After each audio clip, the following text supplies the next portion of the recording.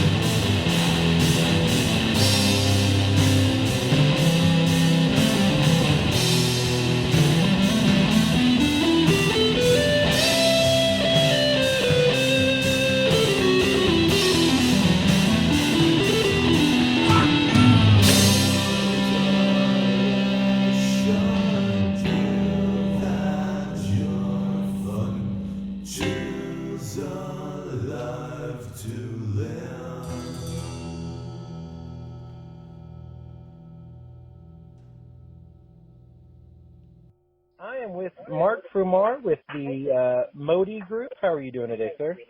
I'm very well. Thank you so much for having me. No problem. Thanks for being on here.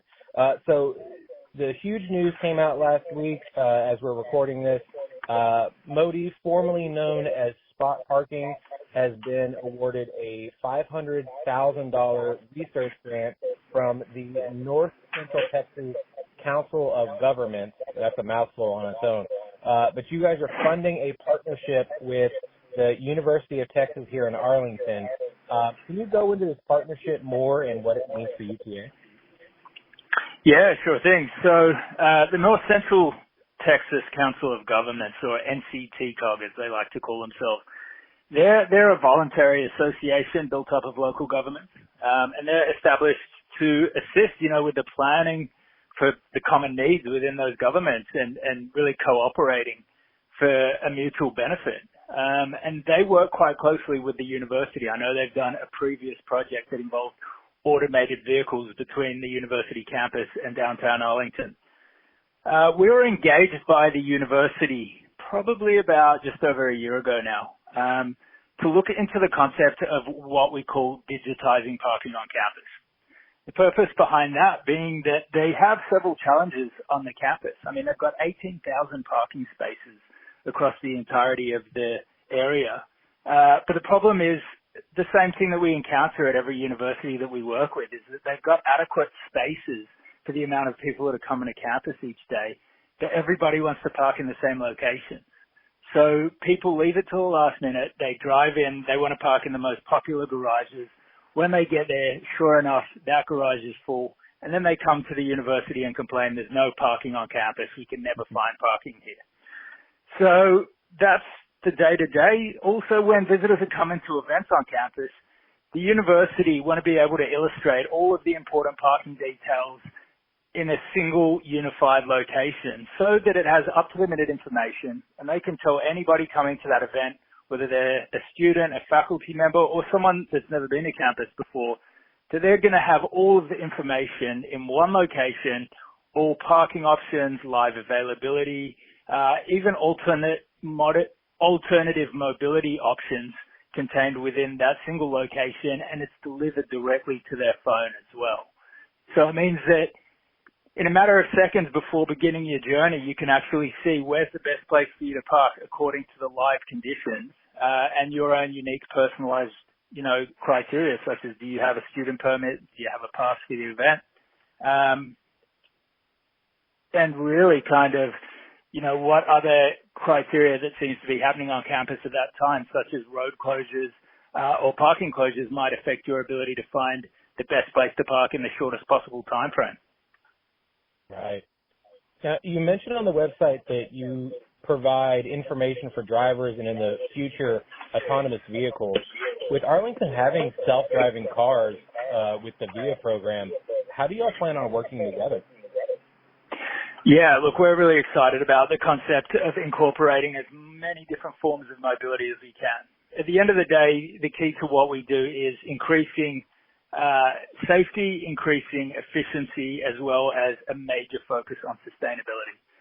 So the first thing we set out to do as a company was to solve the problems that had plagued parking until now. And a big part of that was people circling, looking for parking spaces once they got to their destination. So we wanted to combat that by giving them the information before they begin their journey, so that when they do arrive there, they already know where they're going to park and that there's going to be an available space for them. So that was the first step. But we were hearing the same thing from all of our customers, which is parking's not going away anytime soon, but our future vision is to move away from having everybody driving in and feeling as though the best option is for them to drive in, because it's the easiest way to, get between where they are and where they're going. Well, what we know to be the case is that that isn't necessarily the truth. And a lot of the time it's because they're actually misinformed on what their options are. So by putting together this unified solution of not just parking, but all different mobility options as well, such as incorporating solutions like VIAs, they're provided with the details of not only where they can park, but the different mobility options as well, which might prove to them that there's a faster and easier way for them to get in at a certain time, based on, their criteria and where they're trying to get to. Now, Dr. Sherry I'm going to mess this up. Yeah. You get it. The associate professor and civil engineer, along with co-investigators, Dr. Greg Leidig, and yeah, there you go, and Dr. Jay Rosenberger will be conducting research, focus groups, and managing the implementation. What do you all hope to learn from this experiment? Yeah, so that's a really good question, and we're really excited to be working with the team there. We kicked it off several months ago, and already we can see the huge amount of expertise that they bring to the table. So what I would tell you is that, my team at Modii are experts in technology. We have become somewhat experts in parking as well. What we're not experts in is in-depth data analysis of the implementation of our solution. And I think that that's been something that's been lacking until now. For us, we know that our technology provides a huge amount of value. We've seen it at several of the other universities and cities where we've implemented it. We get rave reports from not only the parking administrators, but also from the local community. But the problem is we have kind of got to a point where we need to better analyze the data in terms of the outcomes that we're achieving. How much time are we saving from people? How many people are choosing to select a different mobility option from parking because they have used our solution? How many of them have decided to reserve parking or buy a transit ticket for an event a month ahead of time because they've seen those options on our platform? So working with the team at the Department of Civil Engineering at UTA, as you mentioned, they're going to be conducting focus groups. They're going to be performing in-depth research on the implementation as we go along. And they're going to analyze the improvements in the efficiencies of those coming to campus by actually using our tool. So what they're going to do is put together white papers using, data that they have on the current behavior of students before we've made the implementation, and how it's actually improved their lives or their ability to get to campus, to get to events, to get to their classes, after we've actually launched it. And I should have mentioned that the first launch is going to be taking place in time for the fall semester around about August time. That's amazing. Yeah, I mean, as you mentioned, people will buy tickets over ahead of time because we see it now with Ticketmaster and Live Nation. If you buy concert tickets, you can also then buy a parking ticket. So that way you're not worried about, I can't find parking, or I got to pay $80 or whatever it is to park. So, I mean, parking genuinely is a problem for a lot of people, let alone university campuses as well. I mean, honestly, we're speaking with several NFL teams at the moment, and they say to us the biggest problem that they have is what they call their arrival experience. It's really kind of getting people from their homes to the location, getting them to their seats, making sure that they can find parking, and then also getting them out of there afterwards as well and keeping them happy. Because if you have people that are coming in and it takes them 2 hours to get there and 2 hours to leave, that's enough for them to say, I'm never coming back.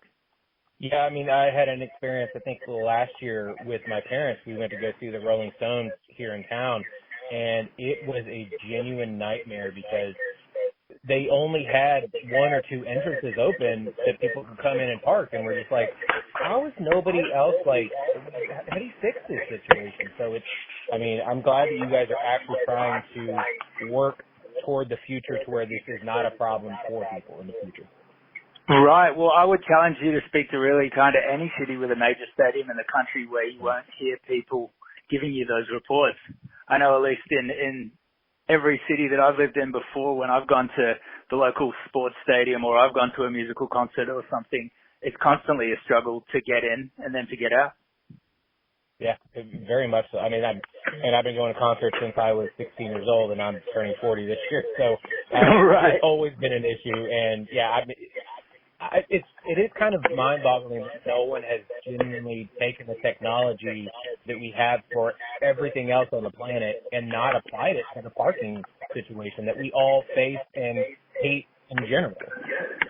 I couldn't agree with you more. And that's why I was so surprised when we started to develop our solution after speaking with countless cities and universities and identifying that this was such a big problem. I mean, my previous role, I worked in digital transformation for corporations based out of New York, and I worked across maybe 20, 30 different industries, and all of them started what they were calling their digital transformation, such as, moving into the cloud, such as digitizing everything that they do in their day-to-day and automating as much as they could.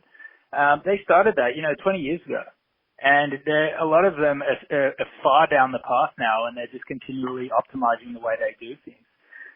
The parking industry really started looking into this concept seriously maybe 5 years ago. And it was because there's a bunch of different reasons why that might be the case. You know, a lot of people will tell you parking's a necessary evil. You know, they don't necessarily need to improve the way they're doing things for people to still be coming and parking in their, you know, parking locations, whether it be at the curb for a city or whether it be, you know, in off-street parking assets at a university campus. The thing is now, though, they're beginning to realize that if we begin to understand how our parking assets are actually being utilized, and if we can optimize the efficiency in terms of their utilization, then that can really save us a significant sum of money. Not only that, it means that we're actually providing value through innovation to our community, you know, in this case, students, faculty.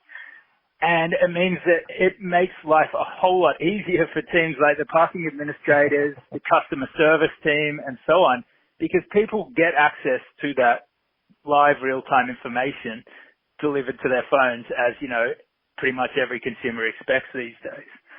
So when we look at, you know, UTA as an example, they realize that if they want to build new parking garages, I think what they told us is it costs $26,000 per space in a new parking garage. Now that is a huge amount of money when they pretty much seem to have adequate parking at the moment.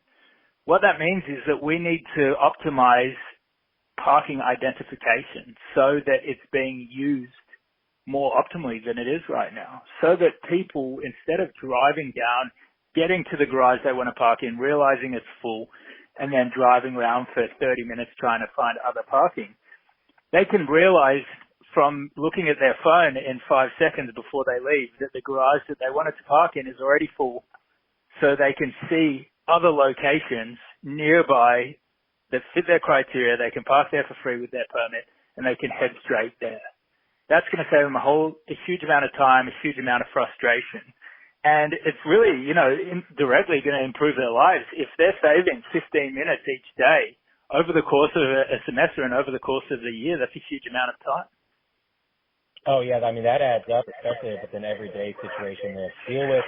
Hell, even if it's like 2 to 3 days a week they have to deal with it, it adds up to a lot of time that people just don't think about when it comes to searching for a parking spot, how far away do I have to walk, and all that. Right, exactly. So then, I mean, there's a lot of great different systems that the university already use, such as occupancy tracking devices for their garages and their surface lots. The thing is, you still don't realize what the live occupancy is until you get to the campus and you actually see on the signage, on the digital signage, what the count is. What our solution does is not only does it map all of the individual parking spaces on campus, and there's 18,000 of them, it actually applies the parking rules based on the time of day in terms of who's allowed to park there. So you can select what type of permit that you have, and it's going to show you, based on the time of day, based on any events on at that time, any road closures, exactly what's available for you to park. You know, if you're a visitor that doesn't have a permit, you can still see all of the areas where you can park. You can also see the details in terms of making payment via the contactless payment solution. But also by connecting with those occupancy tracking devices that I mentioned, we can display the live availability on your phone before you leave your house. Then we're incorporating all different forms of mobility, such as the EV charging station locations. So not only can we show you where they are, but we can show you whether they're actually in use or not. We're incorporating bus shuttle tracking, so you can see where the stops are and where the live locations of the buses are. You mentioned VIA before. Really kind of any different form of mobility that the university is looking into, we can incorporate onto our single unified interface. That's incredible. You've been working with the Ohio State University. The Ohio State University. Yeah, I mean, that's one of my mom is the Ohio State fan. You have to make sure it's the Ohio State. Oh, yeah. They get very upset. as you, I'm sure, found out. So, Yes. yeah, y'all have been working with the Ohio State Columbus campus already. What did y'all learn from that campus that y'all are able to take over to the UTA campus? Well, that's a really interesting question. And what I'll tell you is that we're incredibly thankful for the team at Campus Park, which is the private parking administrator at the Ohio State University, because our solution, our technology, was initially developed to digitally map the curbside for cities. That was the first key problem that we identified.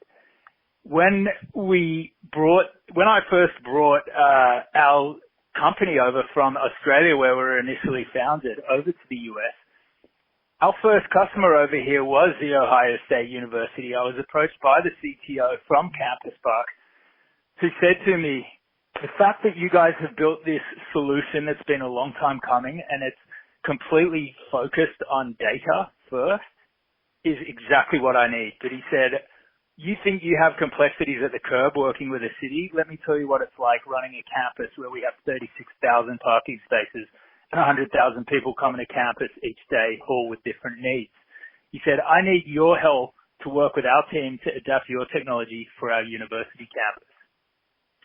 So it's a huge undertaking, and we partnered with their team, probably had, over 10 people involved from both sides, to actually analyze, all right, what are all of the different complexities that take place on a university campus on a given day? And then what is that like, let's say, on a game day when the Buckeyes are playing and you've got 110,000 people inside the stadium, and not to mention everybody outside tailgating as well. So that's a huge amount of different needs, of different expectations to take into account. And I think a perfect example is, let's talk about a game day for a moment. You have all of those people I just discussed coming to campus for the game, but you still have a lot of members of the university community that might have class on that day and might still need to find parking outside of the event itself. So you still need to be providing a solution that's going to allow them to be able to find parking or find a mobility option and get to their destination without the headache of having to run through the entire group of people who've turned up for the game itself. So it's an example of all of the different kind of stakeholder demands that are involved at a campus. So I think that was a huge thing that we really had to take into account. And what I would tell you is that the way around it, or the way to solve that, is to build it as an iterative approach. So really, we put it together in the way that we think it should be done, and then we conduct user focus groups, as mentioned before, and we do it with many different stakeholders across the university community. So, that might be students, it might be people from the parking administration, it might be people from the public services office, it might be even people, for instance, working in the hospitals, such as nurses and doctors, who were seeing quite a high rate of turnover at Ohio State University. And when they were having their exit interviews, the one common thread that was in all of them was, it's a nightmare trying to find parking when we come to campus, no matter what time of day it is. So it's just an example of how many different stakeholders are involved, each with their own different set of demands that you really have to manage, and put it all into a single unified interface that really anybody can use and still get that same experience of understanding the best place to park within a matter of seconds. So Modii used to be called Spot Parking. So why the name change and the facelift? Sorry, why the name change and the... Oh, facelift. And the facelift. Oh, great question. So I can tell you that we were Spot Parking up until recently. We just rebranded probably about a month ago now, and it was perfect timing for us to do so. So we were called Spot Parking for several years, but as I mentioned before, we're now expanding somewhat out of just the initial need to solve the parking problems. We now want to incorporate all of the different forms of mobility. Our team is growing. Our team is growing pretty quickly this year, as this kind of concept of a digital inventory of parking assets, as well as mobile parking guidance for your community, has become a lot more mainstream. So we decided that now was a perfect time for us to do the rebrand. The name Modii represents MO for mobility and then DII for digital infrastructure and data inventory. Very nice. I was curious about how the naming or the lettering worked out, but now I know that it's just an anagram for everything. Well, let me tell you, when you think about rebranding a company, you think it's as simple as a name change, but it's very much not, having just gone through it. You know, it's a very long-winded process and incredibly difficult to actually finally decide upon a name. Now, I did read that you moved to America roughly 10 years ago. What are some things that you love about here in America and some things that you don't still quite understand about America? Well, that's a really good question. What do I love about America? I can tell you when I was on the plane on the way over to the U.S., to New York, where I first lived for 7 years before moving here to L.A., I always worked in sales. I was a sales guy. And I was thinking, how is the U.S. going to react to this Australian guy coming over and trying to convince them to buy something, you know? In my mind, I was going to worst case scenario, and I couldn't have been more wrong, because what I found out is, if anything, is that the U.S. is such a proud country, and people embrace the fact that people from other countries actually want to move here and learn about, you know, what's going on locally, about building a business, and about really just kind of making a success of yourself. And I feel like that actually ended up being an advantage in the end. So I was coming over for 2 years in the first case, and I'm now here. I think have been here for 10 years in October. I'm just, you know, loving it here. I did get over the cold a little bit after spending 7 winters in New York, so I decided I think I had to move to warmer climes out here in LA. Now, your second question in terms of what confuses me about the U.S., it's a very good question. I would have to say a big part of it for me is probably why a lot of people that I meet never really travel outside of the country, to be honest. I understand that, you know, you guys have your own little Europe happening here where you can go to the next state over and find an entirely different culture. But for someone like me that comes from a tiny island on the other side of the world, the thought of never leaving is totally foreign to me. Yeah, I completely understand where you're coming from with that. And then, but in my thought process, you said like the kind of like a little Europe. I don't understand why we don't have a train system like Europe does, where we can just hop on a train. It's so much easier and faster to get from, let's say, Texas to California or California to Montana or wherever. That part still kind of blows my mind as well. You know, I hear you loud and clear. Last week I spent 4 hours sitting in traffic on the way down to San Diego. That's supposed to be a 2-hour drive. And that's all I could think the entire time. Now, we do have a segment on the show called Tournament Toppings. I know you were out in L.A., but what is your favorite pizza place in L.A.? Pizza place? Ooh, yes, okay. So, I'll preface this by saying that I was never a pizza guy before I moved to New York. Oh. But by the time I left New York, I am fully converted. You know, probably one of my favorite foods in the world, New York style pizza. Yeah. Once I got out to LA, there's a lot of different types of pizza, but none of it comes anywhere close to New York style pizza. So of course I found Joe's down here in Santa Monica where I live, which is from New York, and they do a standard New York slice, and it's fantastic. So I just can't help it continue to go back there. It is so funny that it's almost always a Joe's anywhere you go, and they serve like the best New York pizza.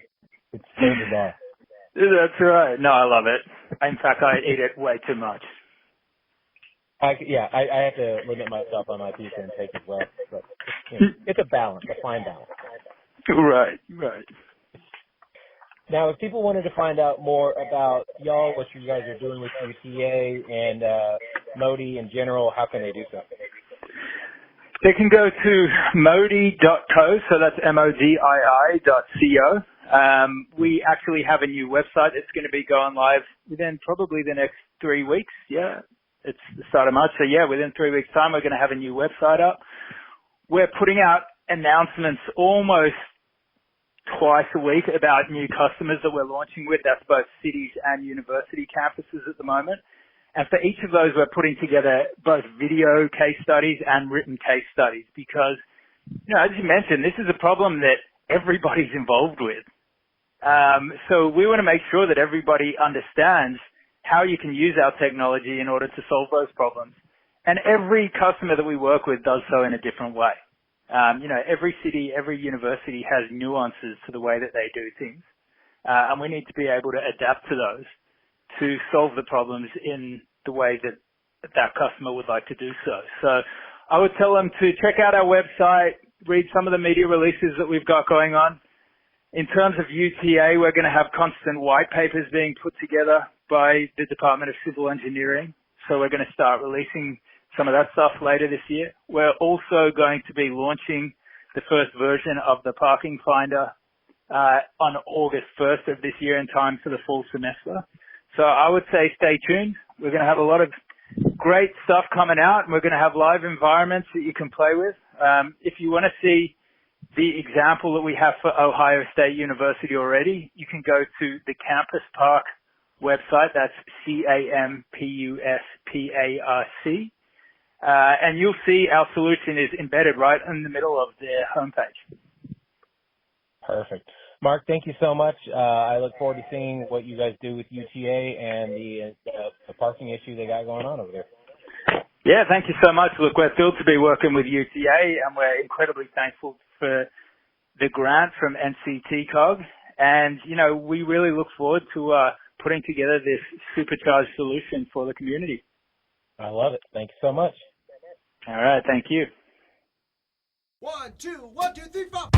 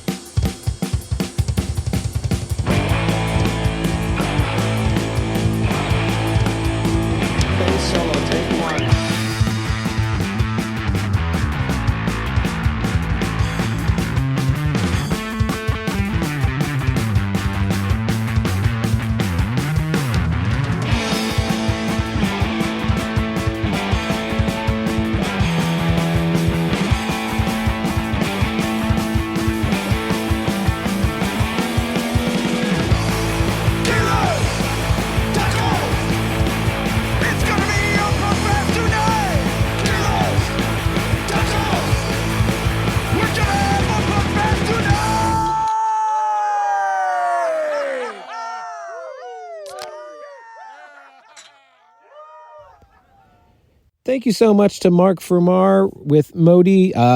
Parking is a very frustrating situation, as we talked about. So if we could find more information and more ways to know when and where to park, it will help everybody's lives. So as much as it doesn't sound as sexy as it is, parking is something that we all have to deal with. So I'm so glad that we were able to talk to Mark. He's all the way out in LA right now. And so we are so happy that they are able to help us here in Arlington as they helped the Ohio State out in Columbus, Ohio. So I look forward to seeing what this brings for the future when it comes to UTA, because, again, we have so many students. We are going to have the largest University of Texas campus, obviously in Texas. And obviously we're so diverse. There's so many events that do go on there, whether it be speeches, concerts, obviously all the UTA athletics, along with our WNBA team, the Dallas Wings. So this is going to help everybody. And so I'm so glad you guys listened and found out what's going on. And I can't wait to see what happens in the future. But since we're out and about, let's see what's going on in the city. Every Monday night is trivia night over at Dr. Jekyll's. That starts at 7 p.m. Every Monday is also open mic comedy over at 1851. Sign up at 7:40 and show starts at 8. And then every first Tuesday at Blitz Lounge is karaoke night. Starts at 11 p.m. Come on in late and enter for a chance to win $200. And then every Tuesday is also comedy night over at Mavericks Bar and Grill /225 Barbecue. That starts at 3 p.m. And then every Wednesday at Jambo's Barbecue, catch UTA Jazz Night from 5:30 to 7:30. And then when you're done, head on over to Division Brewing, because every Wednesday night is trivia night over there. That starts at 7, ends at 9. Win for a chance to get that belt. So while you're out doing all the fun things, make sure to go out and eat local, drink local, and go rediscover your city. Tag us and send those pictures over to us on Facebook, Arlington Citizen Media, Twitter, ATX Citizen Media. Tag us on Instagram, Arlington Citizen Media, and send those pictures the old-fashioned way. Email arlingtoncitizenmedia@gmail.com. Also go to our website, www.arlingtoncitizenmedia.com. Don't forget to subscribe and give those 5-star reviews of the Downtown at Apple Music, Spotify, Google Podcasts, and also hit us on SoundCloud, iHeartRadio, and YouTube.